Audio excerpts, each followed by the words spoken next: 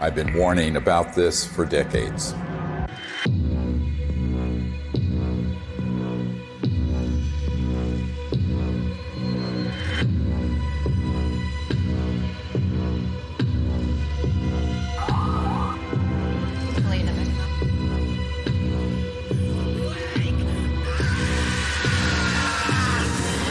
No, not that.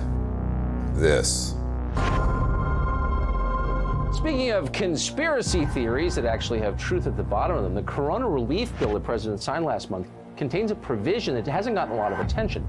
It directs the Director of National Intelligence, in consultation with the Secretary of Defense and the heads of other agencies, to disclose what they know about UFOs within 180 days. So what are they going to tell us?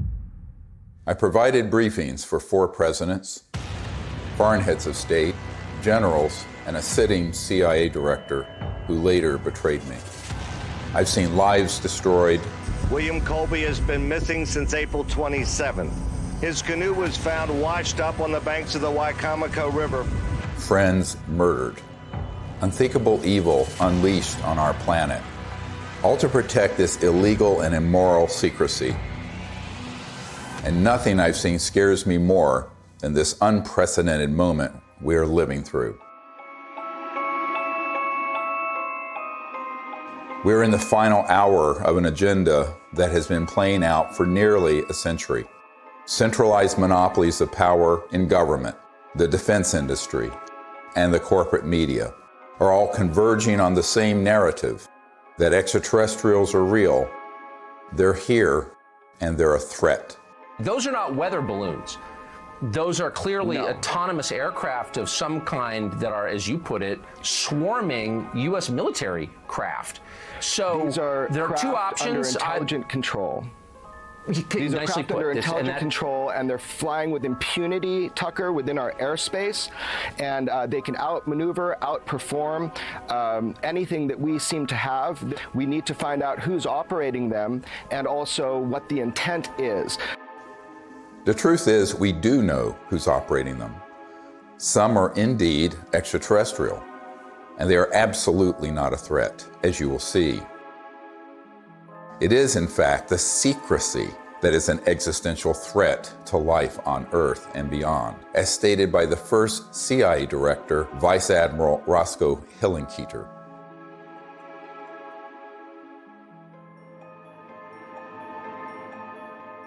In 2020, I was asked to brief the President and Vice President on a situation that completely spiraled out of their control. They had been lied to, just as you have been lied to. And we cannot stop what is coming if we don't finally confront the truth.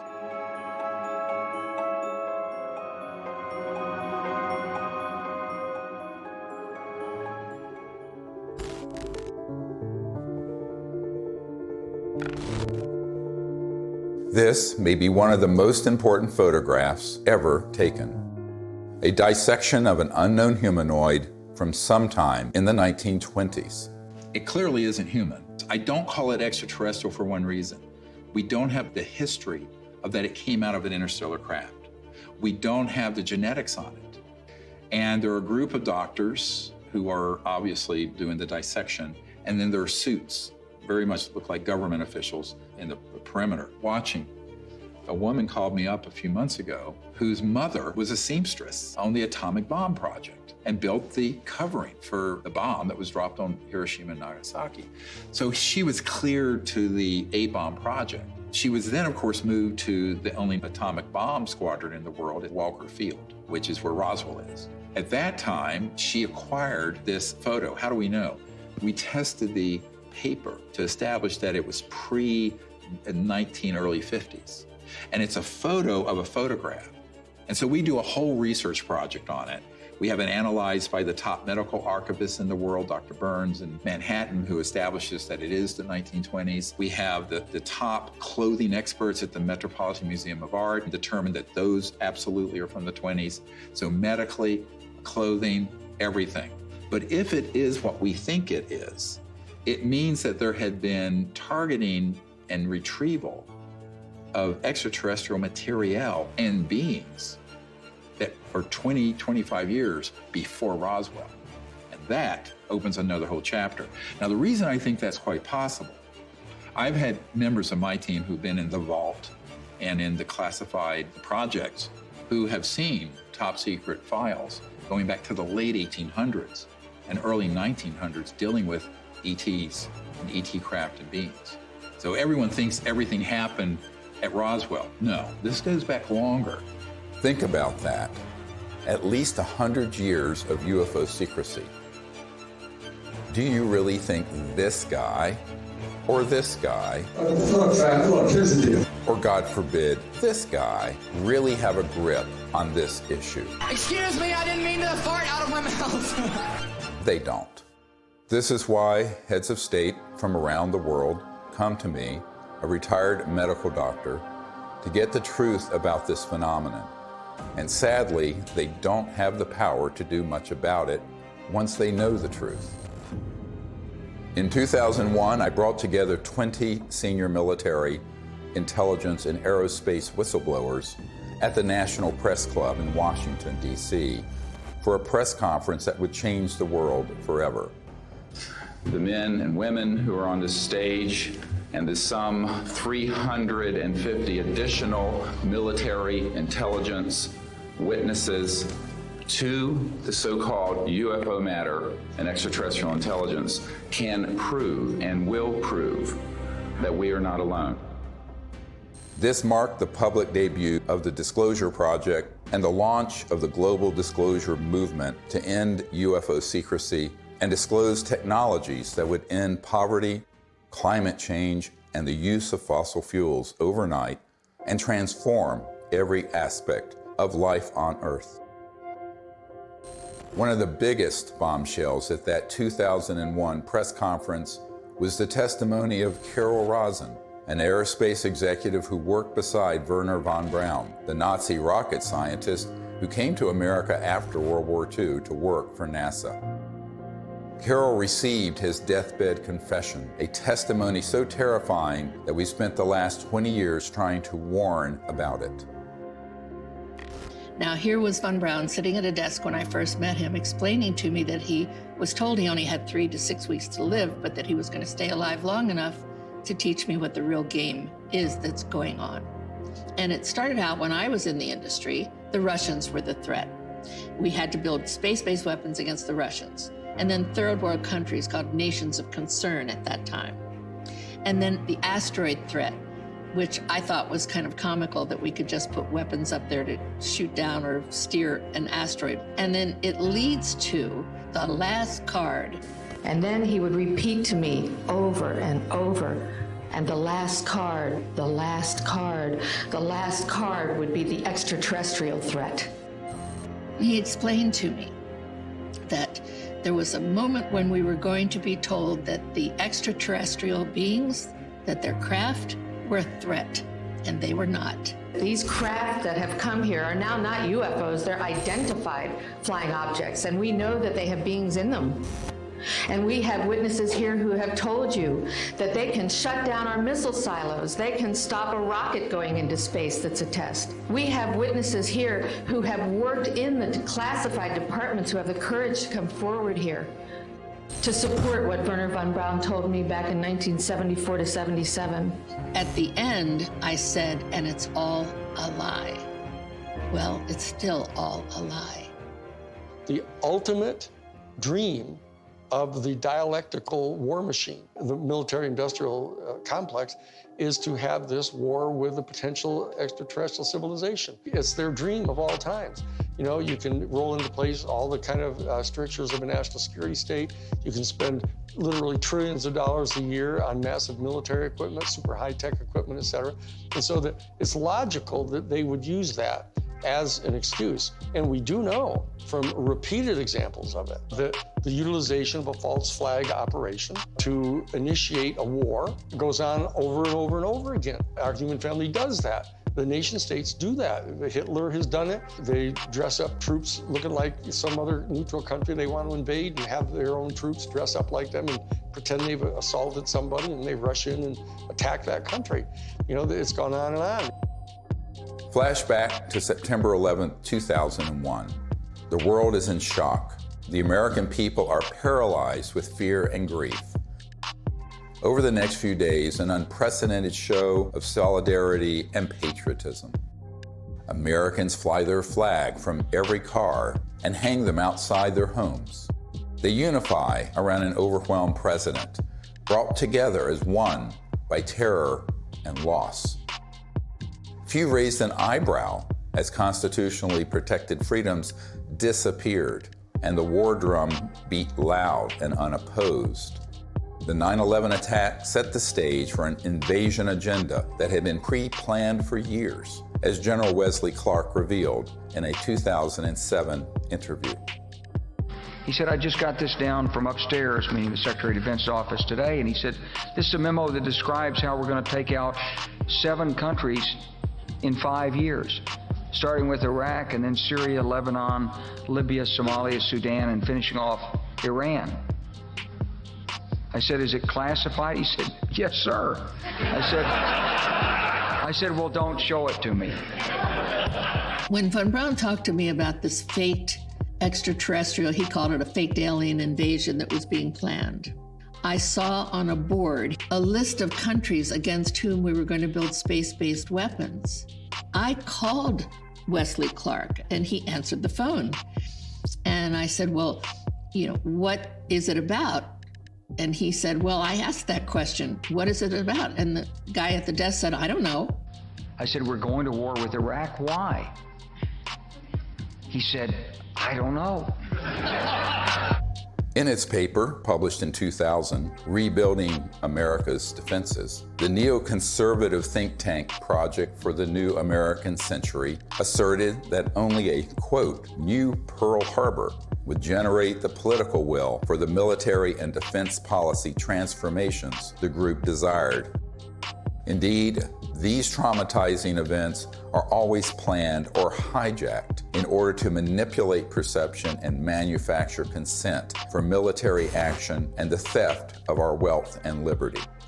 George W. Bush, Dick Cheney, and others had decided to go to war with Iraq long before Colin Powell gave that presentation.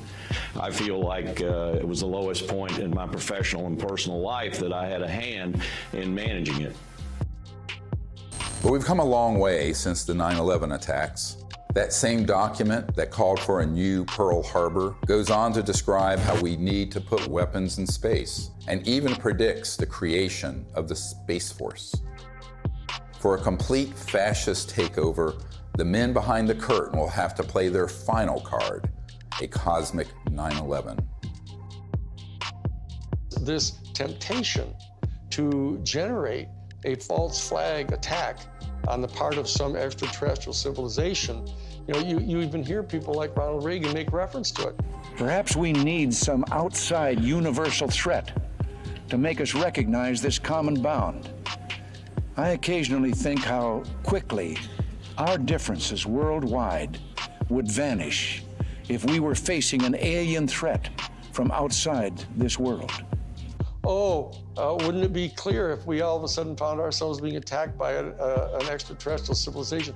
We'd finally all come together. Wouldn't that be really lovely? Well, it's not really lovely for the industrial state. They don't want to lose their other enemies first. They want to use up all that before they go to that extreme. The last card was the most profound experience I had in my whole life. And I accepted the mission.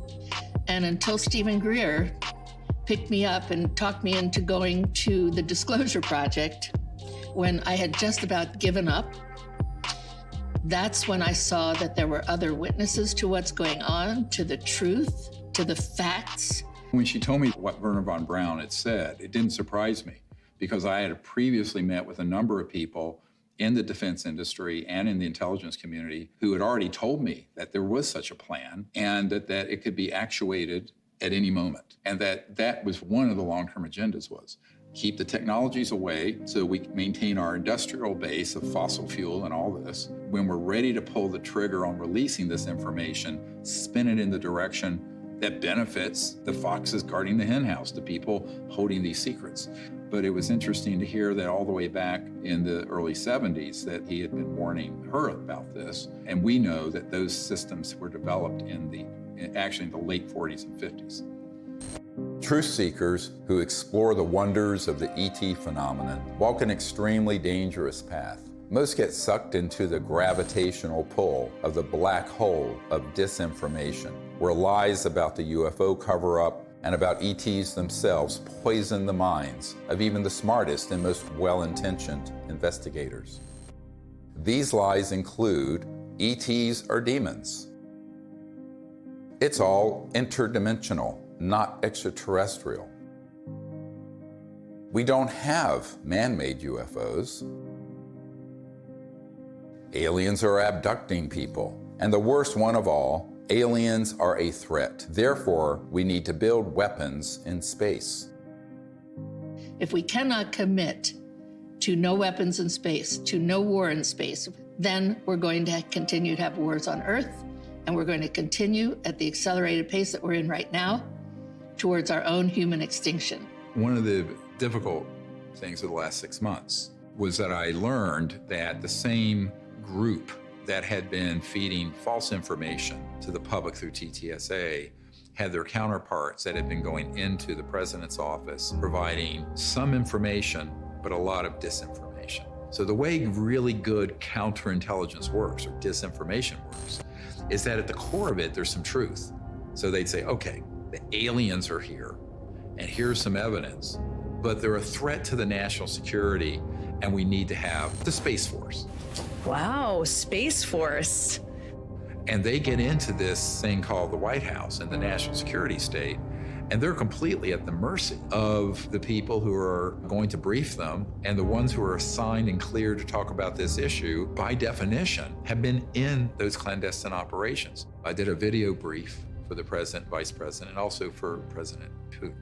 That the problem is, by the time I had good access, they had already been, unfortunately, quite brainwashed on this, had already taken policy steps that included the Space Force creation and what have you, and then we were running up against the election. One thing is clear, is that the normal constitutional channels that you would think would be in control of that aren't. Presidents aren't briefed in on this. Heads of the Defense Intelligence Agency come in who aren't briefed, and I'm convinced they're not. From talking to them, it's clear they don't know what's going on there. So there's some other structure. I happen to be persuaded by the evidence that immediately after Roswell, when they recovered a craft and bodies from the UFO vehicle, that the Truman administration set up a body that was outside of the normal constitutional framework of our United States government. And it was made up of major elite people that they view as the real power elite. A shadowy government with its own Air Force, its own Navy, its own fundraising mechanism, and the ability to pursue its own ideas of the national interest, free from all checks and balances, and free from the law itself. It's sort of a shadow government within the government, not just in the United States, but all around the world. And the kind of power they have, both financially, technologically, and the means of projecting power militarily, is much greater than anything that the conventional military or the conventional government or the President of the United States has. Eisenhower knew it, and by the time he left office was very upset about it. In the councils of government, we must guard against the acquisition of unwarranted influence, whether sought or unsought, by the military-industrial complex. The ETs actually had reached out to Eisenhower near what's now Edwards Air Force Base, Muroc, and really wanted us to stop disrupting the fabric of the universe with these nuclear weapons and advance in a positive way into space and become part of an interplanetary family, which would have been wonderful for humanity, wonderful for the cosmos. But the people who make a lot of money from war and a lot of control of the populace through fear did not want that. So they circled their limousines and sort of moved aside the good people who would have been arguing for that. And that included Eisenhower. We must also be alert to the equal and opposite danger that public policy could itself become the captive of a scientific, technological elite. The fascist element that is owning most of the stock in the major corporations, especially the oil corporations and the natural gas corporations and the pharmaceutical industry, the railroads, the shipping lines. Virtually all these people are fascists, all during the robber baron era. That's what they did. They laid claim to those areas of our American economy, and they've never relinquished them.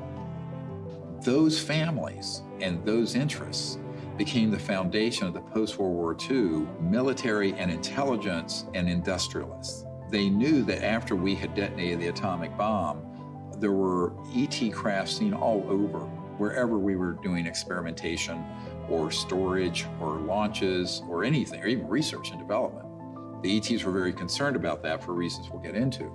So the military-industrial complex, as Eisenhower called it, became very powerful and developed clandestine, covert, unacknowledged special access projects that eventually moved the president out of the way and pushed Eisenhower outside the inner circle. I tell people that that was the era when the presidency was decapitated.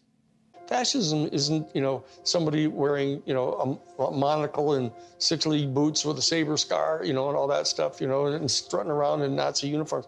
A fascist is a person who believes that the best way to develop the economic resources of the planet and to distribute them among people is to get a hold of them and have exclusive privileged access to these strategic raw materials, and have the corporations that have access to these strategic raw materials, and to be able to put them through the machinery that they pay for and that they invest in and establishing in producing these products and hiring people. And they believe that that's the best way to have their economy function. And so that the instrumentalities of the state, of the government, are put at the disposal of the private interests of the corporations. That's exactly what was going on in Germany. The Krupps and the ball bearing factories and the IG Farben corporations, all those big, huge corporations in Germany, they were all privately owned.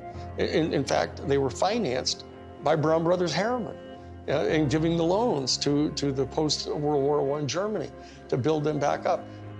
Andrew Mellon had intimate dealings with Hjalmar Schacht, who was Hitler's private banker. And so did Sullivan and Cromwell. This is dirty, nasty history. Oh, invest in Nazi Germany. Hitler's a great guy. He's a Republican. Don't worry about it. You'll make lots of money. And then Standard Oil, through straw man in Portugal, all during the war. Business thrives during war. You know that. It's a racket. That whole concept of fascism, and it's a word that gets totally misused because people somehow conflate it with just authoritarianism.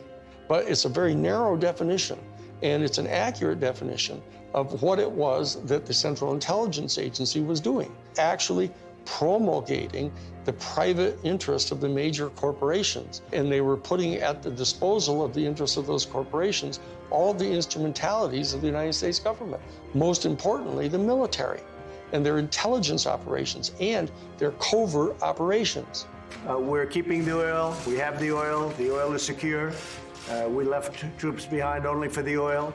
Because they basically believed that what's good for General Motors is good for America. And it was an entire theory of economic development. And so that they viewed anybody who interfered with that in any way at all as an enemy of the United States.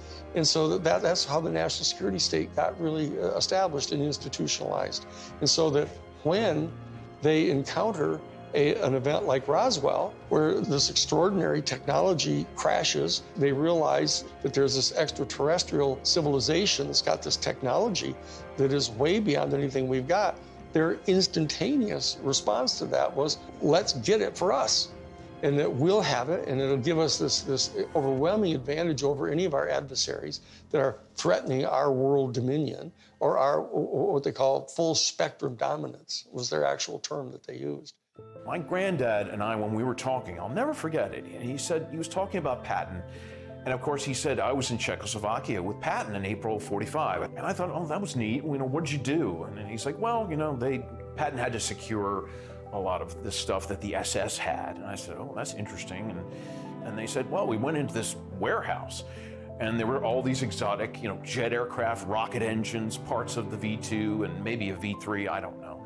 And I said, oh, that's interesting. And he says, I saw a disc-shaped aircraft.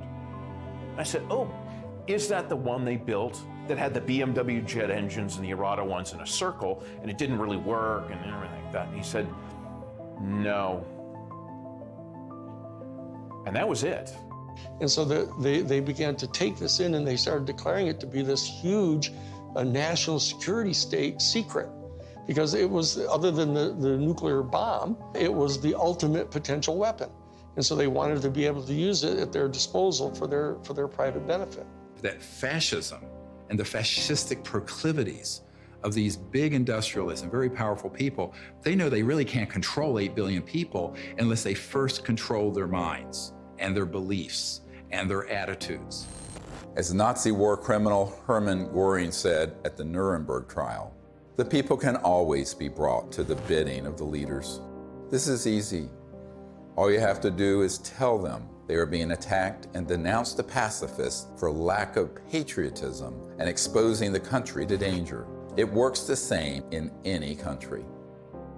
The buffoonery of the Third Reich was instructive, and they learned that that kind of behavior wouldn't be effective. So they went subterranean. They went covert. People don't understand. We won the battle of World War II. We did not win that war.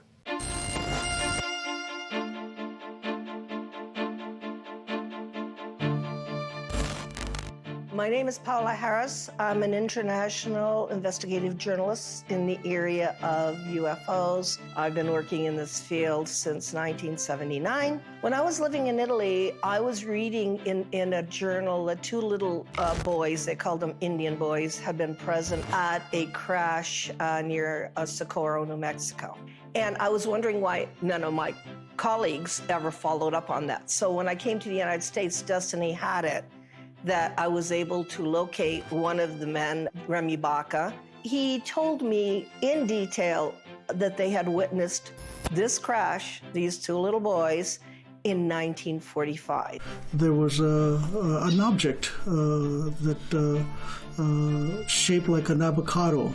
And what interested me most, because I look at the timing, is it was exactly 1 month after we exploded the atomic bomb. And the atomic bomb is July 16th, 1945. 5, 4, 3, 2, 1.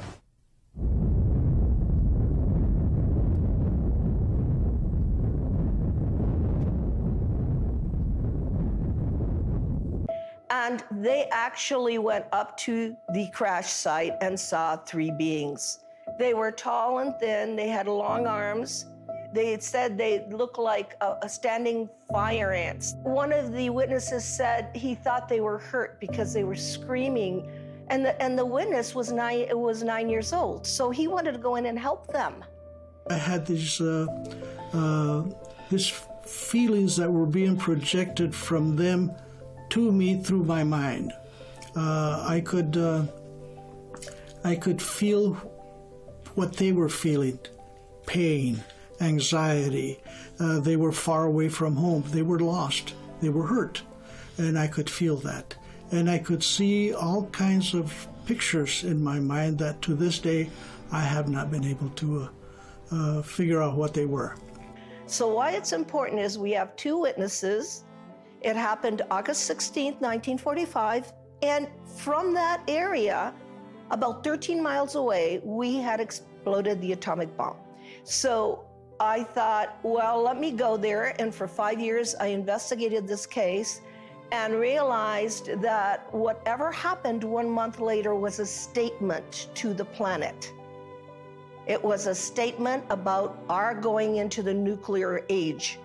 And it was a statement that meant, wake up, because whatever you guys did 1 month before is going to affect you for the rest of the planetary life. Assuming that they've always been there, but what caused this great interest in us, this large incursion after 47? Well, obviously, the atom bomb. If you accept the multidimensional theory, it's highly likely that we've done a hell of a lot of damage. In somebody else's world, they might have even done more damage there than we did here. We kicked the hornet's nest because we actually were doing more damage in those other dimensions and worlds than we were doing here. Step in the shoes of a generic extraterrestrial who's tied into a civilization that's interstellar capable.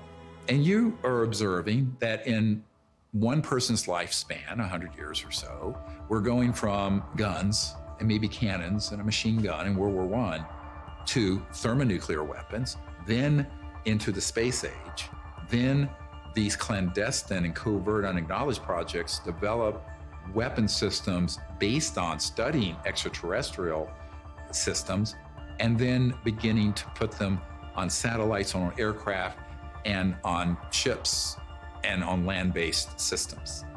So the ETs are sitting back and looking at this in its aggregate, and now we're decades into the solutions for poverty in the environment, decades into the ability to have a new economy that would be just, and also would be a space economy. We could be out in space peacefully. We're decades to when we should have ended the war to end all wars was supposed to be World War I. What have we done? One war after another. Now they want to launch the big one, this final card that Wernher von Braun spoke of, interplanetary war, by hoaxing an alien threat. So these civilizations are really quite appalled, frankly.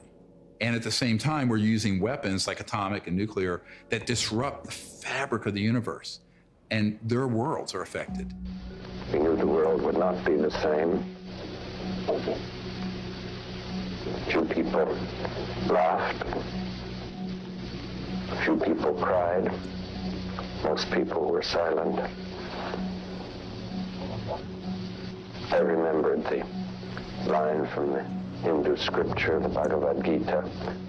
Now I am become death, the destroyer of worlds. I suppose we all thought that, one way or another. I am death, the destroyer of worlds, plural. Worlds, plural, is not just this planet. So it got to me that Oppenheimer knew right well that they were having UFO visitations, that someone was interested, and I had in my possession already the MJ-12 documents that are on Ryan Wood's website. A letter from Robert Oppenheimer and Einstein addressed to President Truman. It's called Relationships with Celestial Within Our Bodies.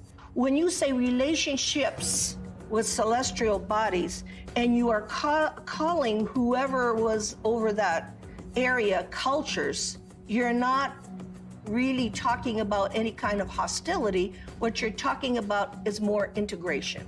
So that whole document said, what do we do with this problem? Do we communicate with them and treat them like they're another country? And if so, the United Nations is not capable of handling this. In the document, it says we need to create a supra-United Nations. These are the words of Einstein and Oppenheimer. Who can deal with this problem? The ETs have done a number of things when we go too far, where they stop it. Now, they don't do anything hostile or violent back. They've made it quite clear through very explicit events where the ETs do not want humans going out there with guns blazing. A couple of nuclear weapons sent into space were destroyed by the extraterrestrials. The one incident, for example, was they actually photographed the UFO following the missile as it climbed into space and shining a beam on it, which neutralized the missile. And that is their major concern, is to preserve the integrity of the Earth, because it affects their own system. The very end of the 70s and the early 80s, we attempted to put a nuclear weapon on the moon and explode it for scientific measurements and other things, which was not acceptable to the extraterrestrials. And what happened? They destroyed the weapon before it got to the moon. The idea of any explosion in space by any Earth government was not acceptable to the extraterrestrials, and that has been demonstrated over and over. And what's the consequence? How is that demonstrated? By the destruction of any nuclear weapons sent into space. If they were hostile, they would have just eliminated all that testing. They don't. I find out that is not the way they operate. They warn. They say, what the heck are you doing to your beautiful planet? And you have a choice. We have a choice. We can listen, or we can let it happen. If people are watching the media right now, they're not hearing about the peaceful extraterrestrial craft. What they're seeing are released, supposedly leaked documents, leaked videos, much of which is not even true. They're not real. It's faked right there. And it's being presented in a format that is to cause fear, to make us see the crafts and the beings as enemies. There's no question whatsoever that the elite that are in charge of the national security state infrastructure, both the official infrastructure and the unofficial infrastructure, are in fact not only fascistic in their economic vision, but they're racist. So I'm telling you, when you see the documentation that goes on inside the Third Reich, in the courses that they were teaching at the thing called the Ordensbergen. The Ordensbergen was this series of 4 castles where they trained the SS people, and you get access to their documents where they're talking about this eugenics and everything. Why is it that they hate the Jewish people the way they do? And people don't have any idea. People got some weird, distant ideas about this, mainly because we allied so closely with the fascists, even immediately after World War II, that they suppressed all of this information about them. And so people don't really know the details of what their thinking was.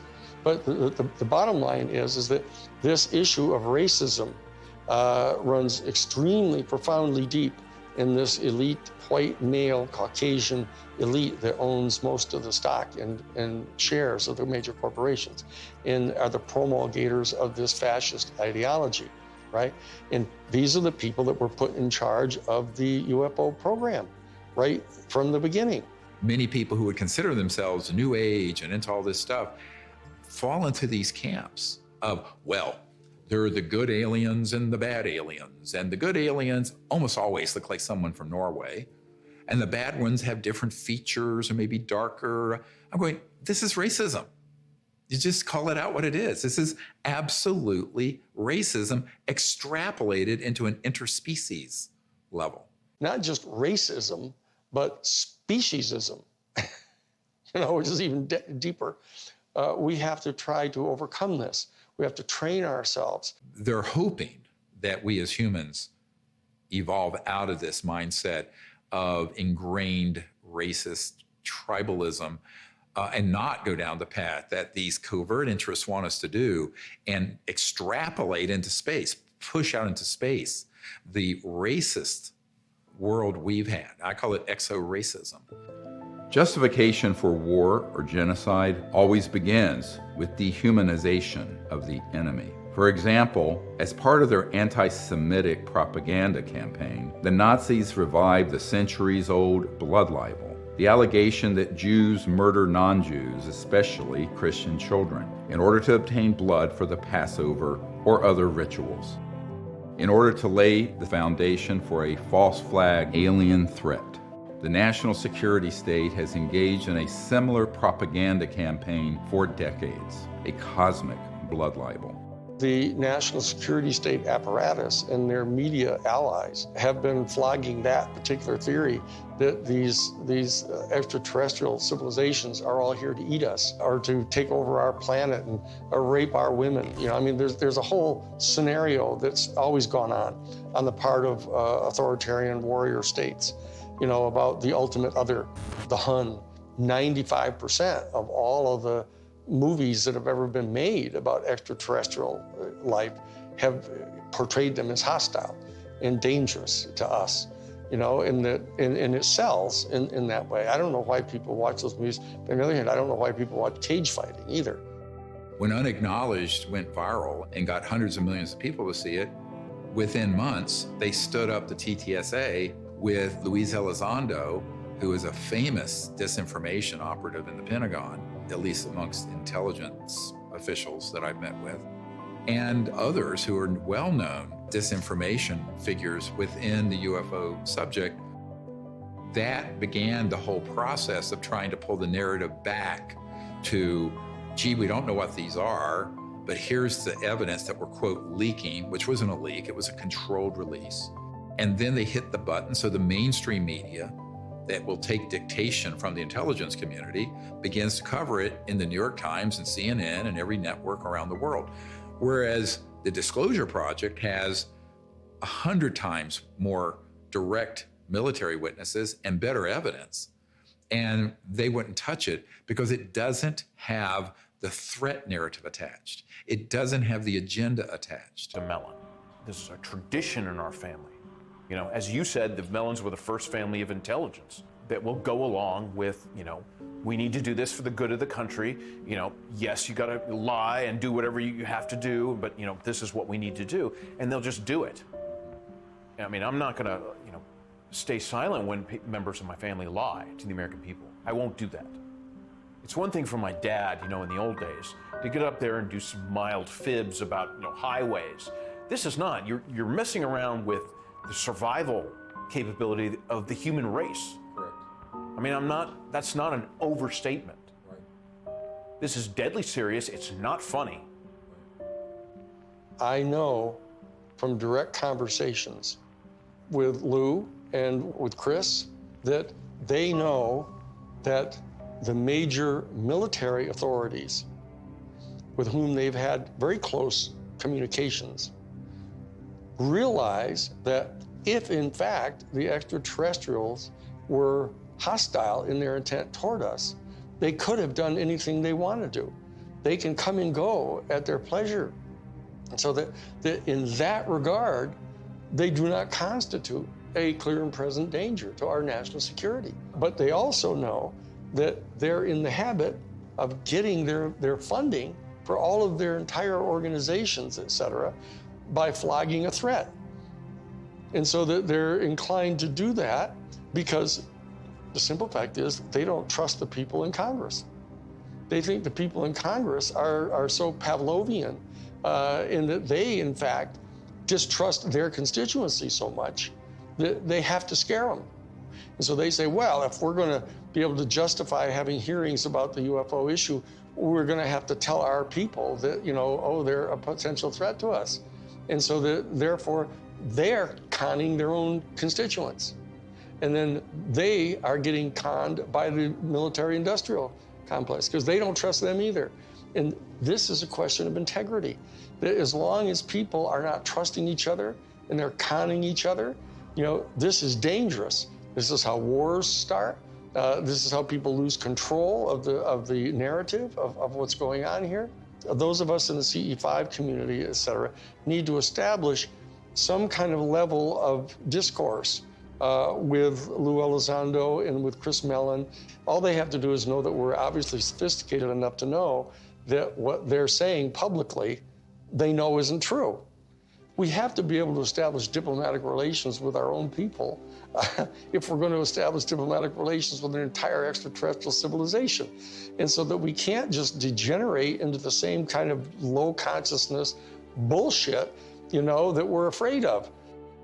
The facts about UFOs are so much stranger than the lies that you discredit yourself simply by telling the truth, especially when it comes to so-called alien abductions. Perhaps the most devastating aspect of the cosmic blood libel is the hoaxing of alien abductions by humans in order to create a culture of fear towards extraterrestrials. Dozens of insiders have confessed this secret to me, but it wasn't until 2016 that I was able to get one of them to say so on camera. We did do that, yes. OSI did that. There was a special group out of the 7602nd Air Intel Wing at Fort Belvoir that came out and did that. They had these people that had maybe some sort of defects, anatomical defects that were brought in to fool people into thinking they're aliens. Yeah, I can't give you any specifics because it's still, the program is still classified, and they probably are still doing it.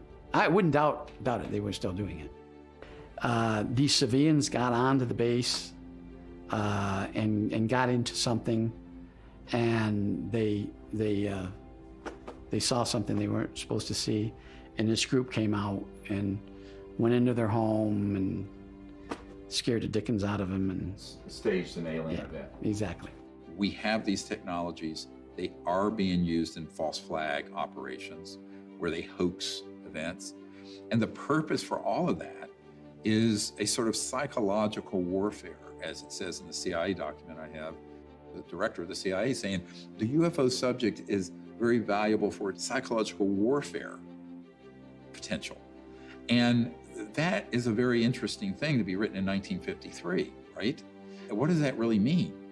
Well, it means that the long-term defense strategy from the late 40s and 50s forward was informed by eventually using this last card to consolidate sort of a global, totalitarian military control of the population. Could it be manipulated purposely by people who have the technology to simulate UFO sightings? And people say, well, of course not. Who would do a thing like that? Well, I would remind you that during the Watergate investigation, it was discovered that there was a plan originated in the White House to surface a submarine off the coast of Cuba and paint the second coming of Christ over the island of Cuba using holograms. Which is well within our technology today. The idea was that since there is a large Catholic population in Cuba, they would be so upset by this vision that this would saturate the communication channels, the telephone system in Cuba, long enough for an invasion to take place. How interesting. I never heard of that. Well, I think that's a classic in psychological warfare, but that kind of manipulation is well understood. And I have personally investigated several apparently genuine UFO cases where there was, in fact, manipulation. My conclusion, the conclusion of scientists working with me, was that there was, in fact, a manipulation taking place, and that it was not a hoax on the part of the witnesses, but a hoax on the part of somebody much better organized than them. In Vallee's book, Forbidden Science 4, he describes a smoking gun document that confirms what Doty said. In an entry dated Thursday, 26th of March, 1992, Vallee writes, "I have secured a document confirming that the CIA simulated UFO abductions in Latin America as psychological warfare experiments. We reached out to Dr. Vallee and asked him if we could publish the document in this film. He refused and tried to blame the producers of this film for his decision to not release it. Unfortunately, others in the UFO research community have similar evidence of this cosmic false flag, but are afraid to come forward publicly. This lack of courage or integrity, or both, is precisely why the secrecy persists." I also asked Richard Doty about the last card scenario, using the military lingo for false flag, deceptive INW, which stands for Deceptive Indications and Warnings. Have you been exposed, or did you come across in your career and your network the false INW or the Deceptive Indication and Warnings projects related to this? Yes. And what did you find out about those? That's pretty hush. I don't think I should talk about that. Yeah. I mean, that's where when I briefed the head of the Defense Intelligence Agency, that was the main subject. That is, that's very sensitive. Yeah, it's very sensitive. Yeah. Extremely. Yeah. So we'll just pass that question on.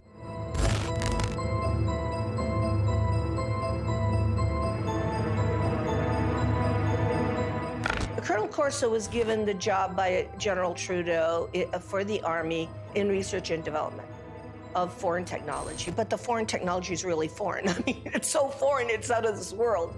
And he explained to me that he had something called a nut file, of which he had fiber optics, high tenacity fibers. He named the things physically that he had there. He knew they came from extraterrestrial crashes or extraterrestrial materials they had recovered. And it was his job to take them to big companies to be back engineered. Now, in Colonel Corso's time, it was 1960, but this had been done way before 1960. These were extraterrestrial artifacts that had to go into industry. So for the first time in my naive years of research, I realized why the secret was secret. I always thought it was about, everybody would panic and the religions would fall. And I had no idea this was going on. And ever since my association with Colonel Philip Corso, I realized what this is about. What this is about is the toys, the artifacts.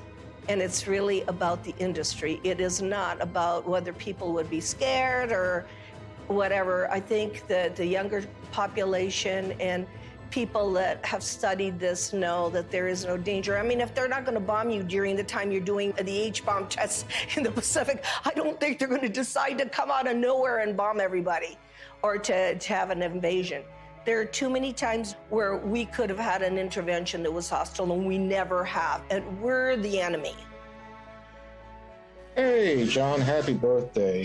There's no way that I can, sugarcoat this. I was talking to a gentleman about the UAP report, and he contends the Pentagon has alien bodies and crafts. So I just wanted to run this past you. Does DOD have these things, and if so, where? Jeff, the UAP task force is really designed to take a look at these unexplained aerial phenomena, try to help us get a better understanding of them. Again, I'm not going to get ahead of the report that the DNI will submit, that we are helping, obviously, providing input to, and I think I'll just leave it at that, Jeff. This exchange would have been unthinkable even a few months ago. And notice that he didn't deny it. There are three major lies of the current false flag disclosure of UFOs in the media. Number one, we do not know what UFOs are. Lie. Number two, the U.S. military does not have any aircraft that can perform in the way these UFOs maneuver. Lie. Number three, they are a threat to national security. Lie. The only threat to national security and world peace is the unacknowledged projects using man-made UFOs and other technologies to hoax alien events, period. And yet, we are inundated with messages about the threat to national security posed by UFOs. We take all incursions into our operating spaces seriously. So, I mean, like everybody else here at the Defense Department, certainly we are taking the entire matter seriously as it regarding the potential for safety concerns. One of the most brilliantly subtle disinformation techniques currently being deployed against the people of Earth is this air of phony agnosticism that has been generated surrounding this issue. Do you believe that they sincerely don't know what these things are and where they don't? We have the best military on planet Earth, the greatest intelligence agencies. These are true unknowns, and they were swarming our military arsenals. They're seen over nuclear facilities. This is documented. We need to find out who is operating these vehicles. There's a certain studied agnosticism that the media is allowing to come out through these ufologists. For example, Nick Pope. I mean, we are under siege. It's like there's a war of nerves going on. And if this was drones belonging to a foreign adversary, there would be an absolute outcry. And yet, the situation we're in, that we don't know what these things are, and they might even be extraterrestrial, that's worse. So I agree with Luis Elizondo on this. This is a potential catastrophic failure of intelligence. The same thing with people like Chris Mellon. Whether he's been paid or not, he will get up there and say, well, we don't know what these are, we need to study them. There's a vital national security issue, which is that our sovereignty is being violated by vehicles of unknown origin. Chris and I have met, we've talked about all this stuff. I think The TTSA program was a little goofy with Tom DeLonge. This is a mechanism to change the way the government acts. You're going to see us dealing with the Senate, us meeting with the intelligence services of other governments, and everyone is coming out of the woodwork and saying, this is real, we got to do something about it, and it very well could be a threat, but we can't put our head in the sand. Former Blink-182 frontman Tom DeLonge launched To the Stars Academy, or TTSA, supposedly to bring scientists and whistleblowers together to advance the disclosure of UFOs. In reality, this was a thinly veiled front group for the Defense Intelligence Agency, staffed with notorious spooks like Jim Semivan, the former head of covert operations domestic for the CIA. All of a sudden, the same media outlets that historically ridiculed this subject started fawning over DeLonge and his entourage of disinformation agents, and always with the specter of an alien threat. Hal Puthoff was soliciting me for funds for his quantum communication thing, which I think the Navy has had for 30 years. So there's a lot of disconnects going on. And of course, they've left that TTSA program, and I don't blame them. I think it was a shit show. And some type of CIA, quasi-psyop, something. And I don't think anybody was really excited about it. And when they say, this is a mystery we need to solve, that is not true. As you and I know, the US military, especially the Navy, has reams of information on every shape of craft, where it's from, who's driving it, what they're up to, Forget it. It's just been going on for 70 years. The military-industrial complex is not stupid. Neither are the branches of the military. They know exactly what's going on. I think Chris means well. I really do. I don't think he's one of these guys, that's going around here, I'm going to fool the public and get paid for it. He doesn't need the money. I don't need money. We don't need fame or money. That's the last thing a melon wants. I'm telling you.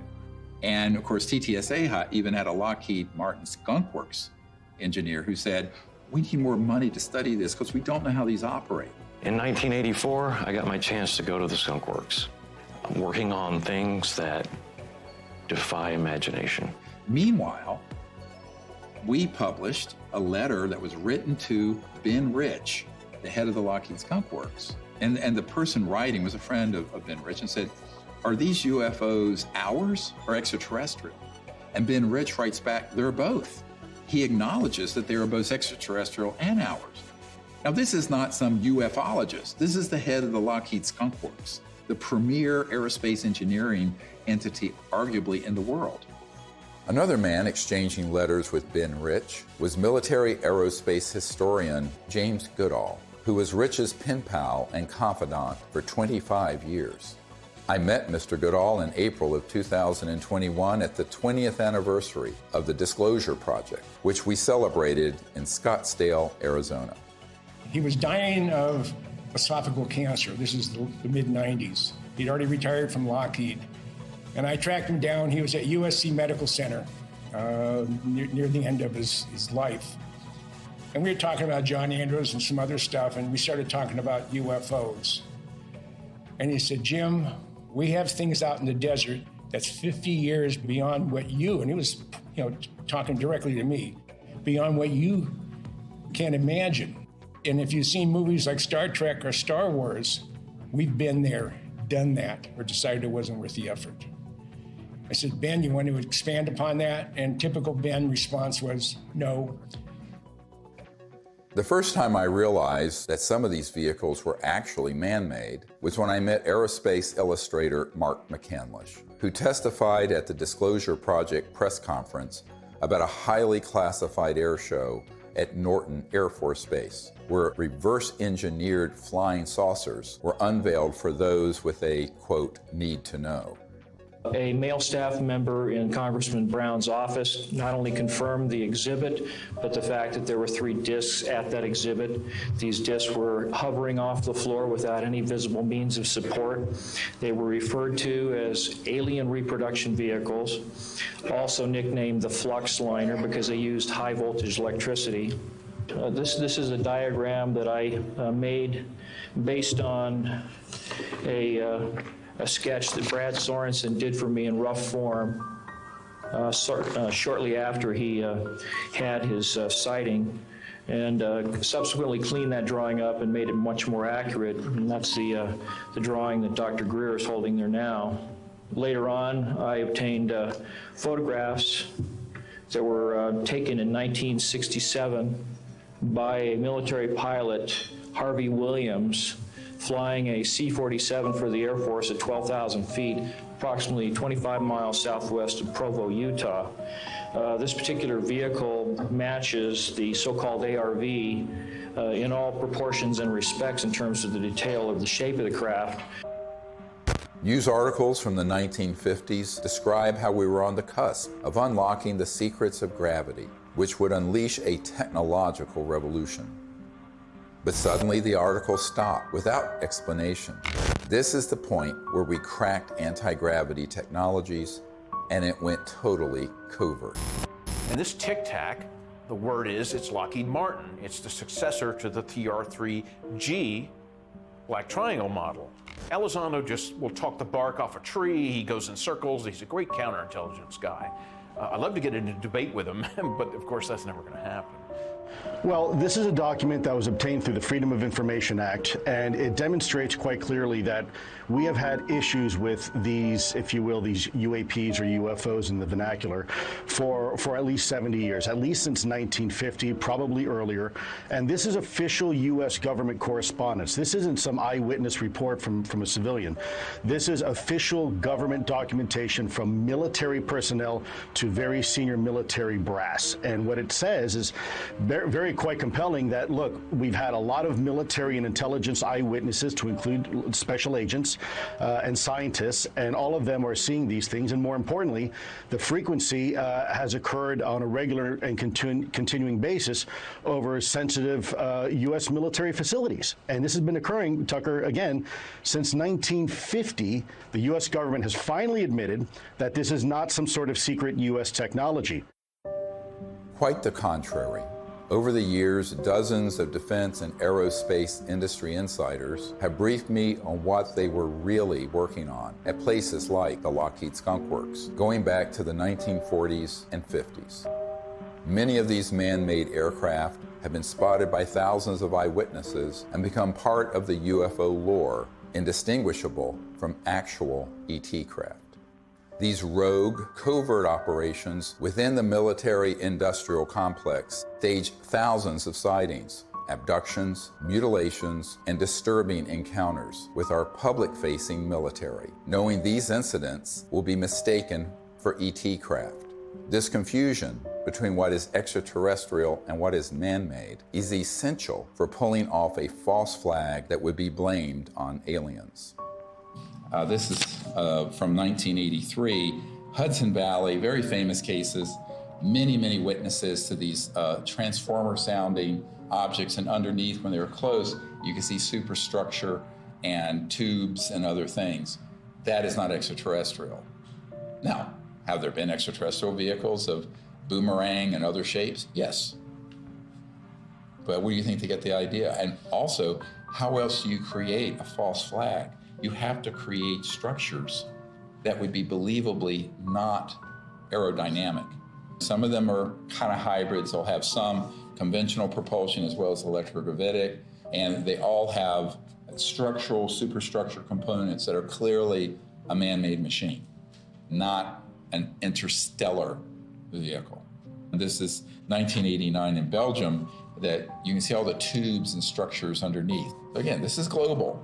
These are also well-known platforms. You can basically, once you get your lifter system in place that causes mass cancellation, you can create any kind of air structure around it.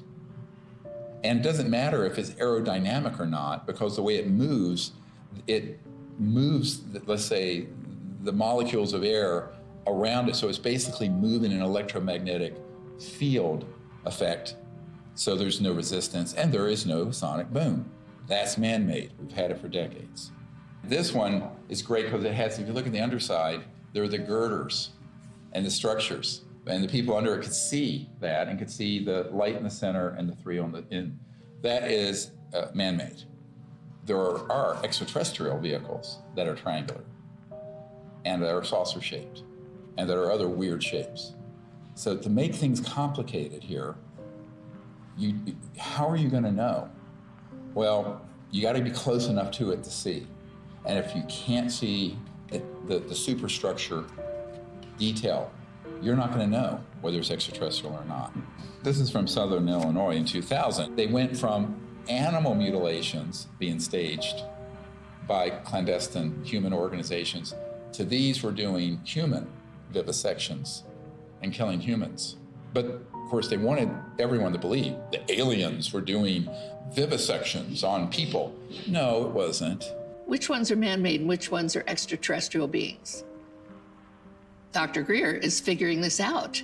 We've got to listen to this information. These are facts. This is not rhetoric. And then we've got to be able to apply it. We're taught to be afraid. We're taught to fear. We're taught to fear extraterrestrial beings. Really? Get over it. Meanwhile, you have people who would purport to be experts in UFOs going on Fox News and other news outlets saying, we don't really know what these are. It's a big mystery. They've lied by omission, and when they say it's a mystery, that's a lie. Okay, I'm sorry, but that, I'm not on board with that. And that, But they have to know that's a lie. Right. So they do, and I think, it's obvious. So, that's why I'm giving this interview with you today. I mean, I've had enough of that. I had enough with my dad. Was he a liaison to Majestic 12 as a magic member? Probably. He probably had 2 pages of the UFO file. Don't worry about the rest of it. Just need 2 pages are all you need. Okay, yes, sir. And Chris is going, yes, sir, too. So those people are very studied agnostics who act like we don't know, we don't know, we don't know. And that's why they're given an audience. If they were actually to say, here's what they are, here's what they're doing, which is what a truthful disclosure would be, they would be banned off those networks. I don't think I've ever spoken to anyone who has seen more reports, paperwork, photographs, interviews as you on this topic. Has there ever been a confirmed extraterrestrial ship? We'd have to say no. We'd have to say what's confirmed is that we don't know what this, let's call it a ship or an object. We don't know what it is. We can just say what it isn't. Right. And you can ask yourself, well then what, and of course what we call the extraterrestrial hypothesis is a valid one. I mean, maybe it is from some other place in the universe. In the axis of disinformation, Leslie Kean is the original shameless opportunist of ufology. Over 2 decades ago, Leslie embedded herself in the planning and execution of the Disclosure Project and then betrayed our trust by hijacking our top secret witnesses and case studies and repackaging them. Most people don't realize that on the day of the Disclosure Project press conference, intelligence agencies jammed our signal leaving the National Press Club building for the first hour. Leslie was there and she knew that we had revealed too much. She adopted this fake agnosticism so that every door to mainstream media outlets would be open for her. Anything that can operate in impunity within our airspace, within restricted airspace, that can have near misses with our Navy pilots, it has to be considered a potential threat. Anything that's in the skies that we don't know what it is, and it's demonstrating incredible capabilities. The only way the Department of Defense is going to deal with it is to see it as a potential threat. Anything that enters an airspace that's not supposed to be there is a threat. After receiving classified briefings on UAPs, Senator Marco Rubio called for a detailed analysis. This past December, while he was still head of the Intelligence Committee, he asked the Director of National Intelligence and the Pentagon to present Congress an unclassified report by next month. We've gone this way before. There have been many initiatives. Gerald Ford, when he was congressman, held hearings, went nowhere. The whole window dressing of Project Blue Book, and then that was just really a publicity stunt by the Air Force. And most recently, the $22 million that the Pentagon spent on this Bigelow Aerospace study. I had a Zoom meeting this summer with General Herbert, the chief advisor to Senator Harry Reid, and they authorized this funding. After spending $110 million, maybe more than that, because it was a 6-year-long program, where's the beef? What's the results? That money went to Robert Bigelow, who was in Nevada. And he's a buddy of Harry Reid's, right? Right, who was chair of that committee. UFO proponent, exactly. Thinks they've definitely come here many times. Right, so, you've spent $100+ million gathering information, and what did you do with it, outside of, collecting a couple of videos? The people in that circle around Mr. Bigelow and Bigelow Aerospace were all operatives of these unacknowledged special access projects. They made sure that those $22 million were the equivalent of opening a toilet lid, putting the money in and flushing it. And so what General Herbert said to me is that even in the meetings in the Senate classified SCIF, Secure Communication Information Facility in the Senate, all they got was like a 40,000-foot view. He was an Army pilot. And no detail, no nothing. And I said, yes, that is what was done, and was done on purpose. And so there was a pretty sizable budget for this program. What did they find? Well, I mean, basically what they did with that budget is a lot of different research to try to document what was going on, to try to understand the physics behind how the objects, move around, and then to just keep records of what they were observing. But they haven't been able to find what they are, where they're from, or anything like that. And I said, do you feel they were holding back? He says, oh yeah, a lot. And we were very angry about it. Ultimately, the reason that $22 million grant wasn't renewed is that he and others realized they were being zoomed. They were being deceived and getting nothing out of it. It remains to be seen if they get anything out of this mandatory Director of National Intelligence and Office of Naval Intelligence report that's going to go to the Congress.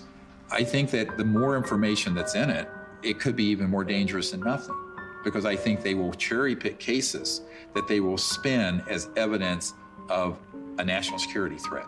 And that's what's been ramping up in the media. So my concern is we need to get ahead of that curve and release to the public this information with the evidence and everything we're presenting, so that people at least ask the critical question. Is that report full and accurate? And is it even the truth? I think we need a lot of skepticism. If it's coming out of the US government or any other government and the mainstream media, until proven otherwise, it is cherry-picked information and someone has an agenda because they've hit the button, the go button with the mainstream media to cover it in a very specific way that does not redound to the benefit of the human race. Von Braun gave me the idea that we should have a bill in the Congress and it should have a matching treaty. Well, we did for a while, but in the Congress it didn't work, not in this country. So I went international, and international is where I found some intelligent life that was really willing to create an agreement, a treaty, to prevent the placement of weapons in outer space. Да, наверняка инопланетяне в той или иной форме и том или ином образе присутствуют на планете Земля, потому что из миллиардов галактик, по теории даже вероятности, не может организованная разумная жизнь существовать только на планете Земля. Но пока инопланетяне своим присутствием не нанесли никакого ущерба землянам, инфраструктуре и вообще живым организмам на Земле. Поэтому говорить о том, что есть инопланетная угроза, это, наверное, не соответствует реальности. The beauty of having these Russian generals come forward and say this is that we've had a lot of, like Colonel Corso and others, come forward with evidence. Now we have these senior people in Russia, and we need more countries to do this, where they unshackle their leaders who know the truth of this and speak the truth to the world community. Now, if you listen to a lot of people, you hear, there are already weapons in space, blah, blah, blah. But the fact is, if anyone reads this treaty, which is hard to get them to do, it's on peaceandspace.com, then you will start to see, and it does tap people, along with the treaty, CE5 events where people can actually have an experience, What more do we need? Well, if you're listening to the scientific method that's been taught to most of us, there's no evidence, we're still looking for it. That is ridiculous. What about the people like me, like Dr. Greer, like 900 other witnesses? What about them telling the truth, risking their lives? The courage that it takes to do this, I haven't had it until now. There is another path, just outside the gravitational pull of that black hole of disinformation. It's the path I've spent my whole life fighting for and protecting. It's the path that leads to enlightenment, world peace, and the realization of technology so advanced that to us, they would seem magical. This is the path of truthful disclosure and peaceful relations with our brothers and sisters from the stars. CE5, or Close Encounters of the Fifth Kind, is a set of protocols I developed to initiate peaceful contact with interstellar civilizations. It's easy enough for anyone to do, and will absolutely transform your life. Millions of people are learning how to do CE5 by connecting with local CE5 groups or by downloading guided meditations in the CE5 Contact app. Doing that in the context of meriting citizenship in a galactic civilization is a very meaningful meme. To say, look, we need to work on ourselves. We need to elevate our consciousness. We need to hearken to the higher angels of our own nature, etc. That's all a dynamic that we do have control over. That's why I think the CE5 thing is so important, because that's the best way to get data, not to be speculating, from our own political ideology about what they might be like. We really have to have direct communication with these beings. The more, the better. That dual role of elevating our own consciousness and rising to the highest levels of the angels of our own human nature on the one hand, and reaching out to establish communion and contact with the extraterrestrial beings themselves, are the two pathways that we have. And in dealing with the national security state, we just have to take whatever steps we can in the legislative realm to impose treaties to keep us from doing things like militarizing space and developing space weapons and all that kind of stuff. That's another third leg of this stool that we have to really do to exercise whatever kind of control we can have over the political realm.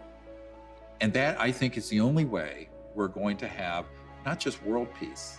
World peace should have happened at the end of World War I. We have to have universal peace. At this point, world peace is too late. We're already in an interstellar moment. We're already in a cosmic time. So we have to have universal peace. And universal peace comes from both our external policies and behaviors and from within, the great peace within, the state of universal consciousness. As we wrap up this film, we are seeing the threat narrative intensify by the day.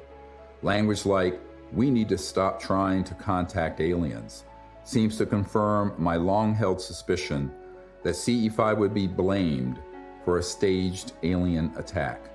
Do not believe this lie. This isn't entertainment. This is our survival. I saw that Dr. Greer would never stop doing this until he took his last breath, and that he needed help with this. This is not about us. It's not about, fame, fortune, money. There's no money anyway in all this. It's about finding a group of people that have the same vision, but the most beautiful vision he has. And I've attended so many CE5s, is that he has found a way, a non-hostile way, to communicate with who's ever out there, because whoever's out there is depending on him to change this situation. So that, for me, is the most important. The CE5 protocols that everybody can do is gonna make a darn difference. So for me, the Disclosure Project is a miracle. And it hasn't been easy. It has not been easy. Can I give you a hug? I love you. You just keep going. We're here. You just keep going, okay? I'll never leave you, so you just keep going. Do what you do. And do what you do the best, because if we don't do it, nobody's gonna do it. Do you understand that? Okay.